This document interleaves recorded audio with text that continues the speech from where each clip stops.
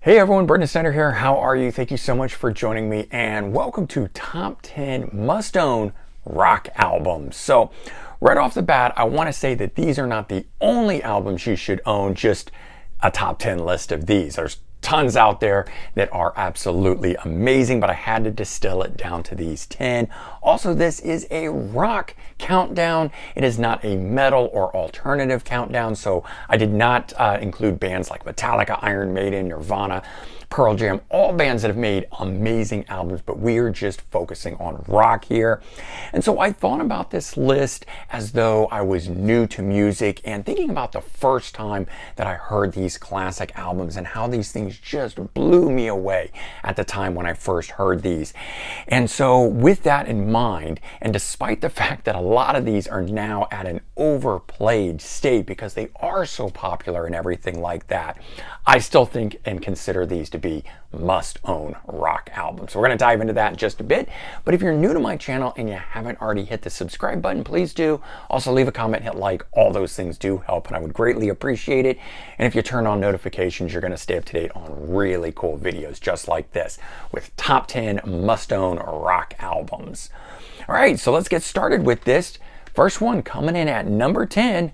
Fleetwood Mac Rumors 1977 album, their 11th studio album at the time. This was the second one to feature Lindsey Buckingham and Stevie Nicks, who had only joined right before it on the self-titled album. This one here has sold 20 million copies in the US alone, and is truly a rock masterpiece in my opinion. I mean, every one of these that I'm going to talk about, I think, is in that regard. But in terms of sound and production, maybe more so. And despite the band members falling apart, internally and stuff like that with their relationships and whatnot, the album is so tight and cohesive. It's amazing with all that turmoil, how amazing the album itself turned out. And there's some really cool classic tracks on this. Dreams, sung by Stevie Nicks. Don't Stop, sung by Lindsey Buckingham, along with Go Your Own Way. Just the thing to me, it's still as fresh today as it was 46 years ago when it originally came out, making it a true rock classic. All right, moving on. Number 9. Boston's self-titled release from 1976, their debut studio album, which has gone on to sell 17 million copies in the US alone. One of the finest recorded and produced albums ever, but the crazy thing is, it's actually just a demo that was enhanced in the studio, really showing the genius of guitarist Tom Scholz, who put this whole thing together using that layered effect of the instrumentation to real to its best quality here. Of course, there'd be bands later on that take it and elevate it as well. But here we got some real stunning songs. We got More Than a Feeling, which is just a beautiful intro that soars into one of the greatest 70s rock songs ever. Peace of Mind, perfectly melding acoustic and electric instrumentation. And then we got Foreplay Long Time, and that instrumental intro on that with the organ, in my opinion, is just to die for. I love the drum sound on this one as well, making this a really powerful AOR rock masterpiece. All right, number 8, Journey Escape from 1981, 7th studio album, 9 million sold in the US, and first one with Jonathan Cain on keyboards joining in, bringing the band kind of a more radio-friendly vibe. This one has real heartfelt sung vocals, as most of the albums did, by Steve Perry, but I really feel like he brought it to a forefront here. Big guitars by Neil Schon, emphasizing the music perfectly, making a true AOR timeless classic with this one here. We got some amazing songs on it, like Don't Stop Believing. I mean, it's one of the biggest rock sounding songs ever, and it's just heard and seen in so many things, making such classic impact that it can do. That piano intro where it builds with the guitar and drums crashing in, it's just amazing. And we got Who's Crying Now, piano and vocals that pair nicely on this one here. The accents with from the rest of the band, creating really good melodic rock on this thing. And then Open Arms, one of the greatest all-time love songs ever. I mean, you just can go on and on about this album, but it is a true classic. Coming in at number 7, Rush, Moving Pictures, 8th studio album from the band. It sold 4 million copies in the US. And this one here, in my opinion, it melds their prog stylings with tighter, shorter song structures that really help to move them into the popular vein of music at the time and whatnot. But it was also the band adapting to the times, and I think that's a key thing there, that a band of this caliber, which could do that, could move from what was from the 70s sounds into the 80s sounds and stuff like that. You've got the songs on here like Tom Sawyer. I mean, the first time I heard that, one of the best openings on that, the bass and the keyboard, it all hits and it comes in. It's just a super powerful song. I really like the amazing guitar solo by Alex Lifeson on this one. You've got Limelight on this album. One of the best opening riffs on this. It's a great song for driving. I love being in my car when I hear this one come on. And then YYZ, one of the all-time best instrumentals in my opinion. The intricacies and the expressions of instrumentation throughout this thing, I think, are really stunning. It's got some cool rhythms on this one as well. All right, next one up, number 6, Def Leppard, Hysteria, 1987. This is one of those ones where it's like they took what Boston did and they sort of elevated themselves and made it work for them. That's one of those case in point things, but I think it's interesting that we have both of them on this list. Back to Def Leppard, Hysteria though, 4th studio album, 12 million sold just in the US. Got that amazing production by Mutt Lange, which of course he had to have learned from the school of Tom Scholz. How could you not? Key factor in this album. Basically a 6th member of the group with what he's able to do for the band on this. And of course you got the great production, but without great songs wouldn't make any difference on here, and they certainly deliver on all fronts. We've got amazing hard rockers, beautiful ballads that are on here, spacey epic songs even. There were a staggering 7 singles released from this album alone. Pour Some Sugar on Me, one of the greatest, biggest party songs there is. Love the riff from Phil Collen on this, kudos to him. Armageddon it, got some cool riffing again, sly vocals, but it's that chugging rocker of a song that I think makes it so good. Animal, my favorite track on this album here, one of the best melodic songs ever, but it's got just the right amount of guitar accent on it that makes it a perfect balance in my opinion. And the album represents a specific time, but somehow this album is still timeless, and that's why it's making this list here. All right, we're halfway through, so coming in now at number 5, Van Halen 1, or self-titled, whatever you want to call it, 1978 debut studio album from this amazing band, which has sold 10 million copies just in the US. One of the greatest debut albums ever, if not of all time. And the way I've always looked at this album, it's one of the biggest genre-shifting albums, because this here, in my opinion, is what led to the explosion of 80s rock and glam metal later on. But it is that 1 minute and 42-second guitar instrumental that's on here from Eddie Van Halen where I think he completely redefined what the guitar could be. Eruption is now considered to be one of the greatest all-time guitar solos, if not the best. And still on top of that, we could stop right there with what this album has provided in rock. But I think it's also the rest of the classic songs that are on here. We've got Running with the Devil, that amazing staccato bass line from Michael Anthony. Ain't Talking About Love, one of the most defining tracks by the band. Just such a cool guitar riff, I guess you call it, at the beginning of that. And then you've got the song You Really Got Me, which is a cover of a Kinks song, but the way that they made it their own, I think says, all that the band can do. They can take a cover song and make it sound like it's an original track, and that to me is a real power of the band.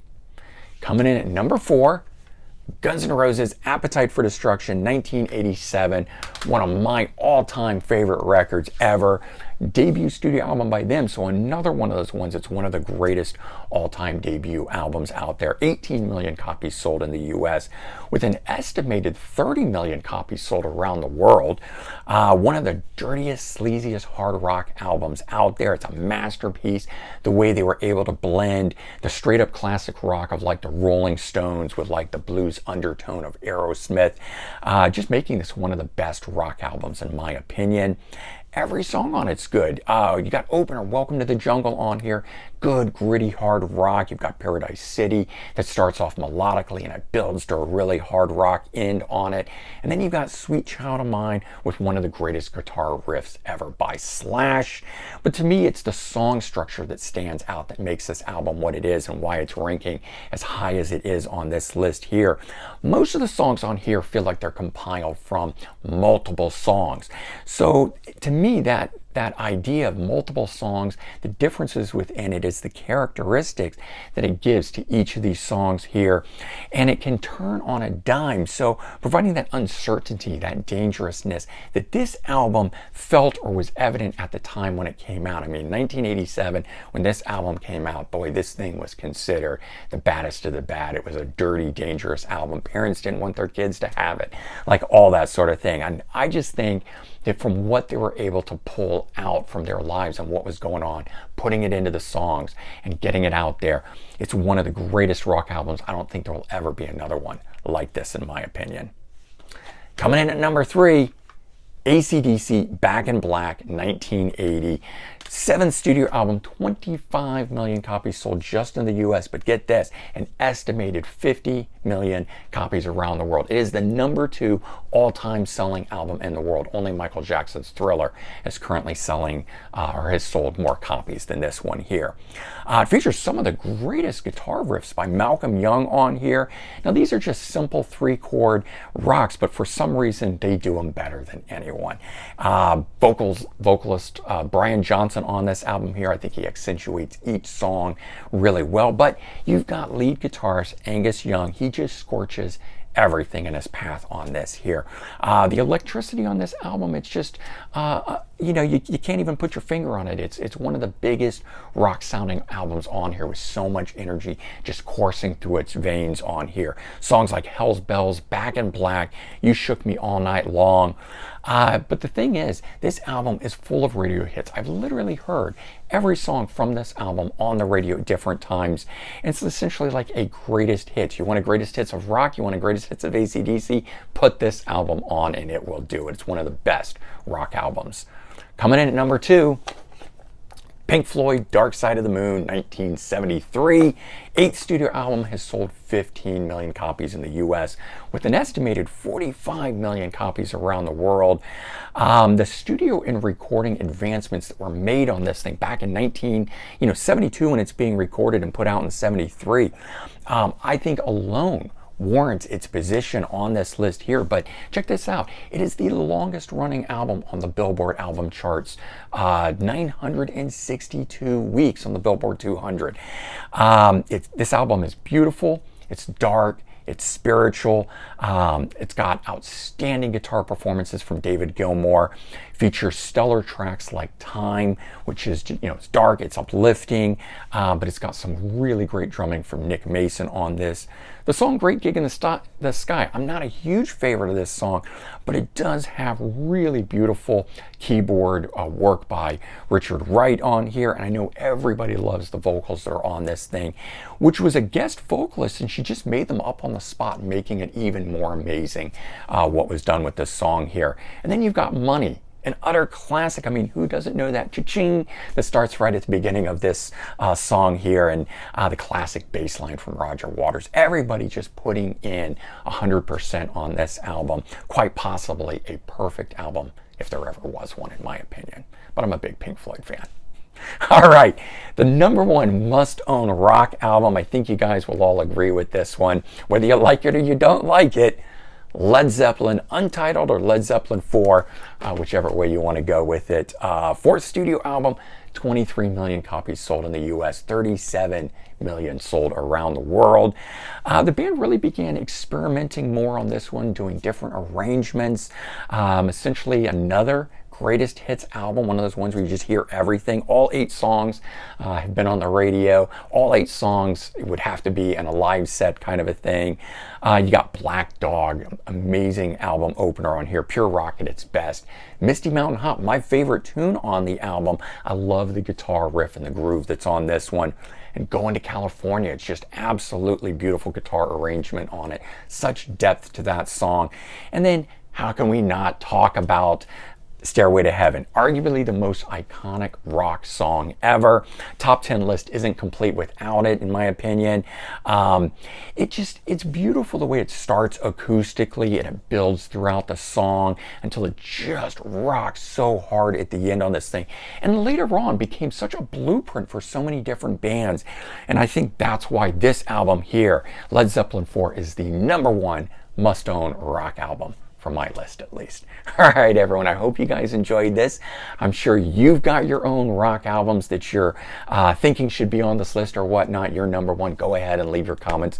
Let me know your thoughts. Just remember, we're doing rock albums here, not metal, not alternative, not punk, you know, because there's just so many out there. I mean, if we did all of those, this list would just be endless, right? Okay, everyone, take care, have a good one, and I'll talk to you all real soon. Bye-bye.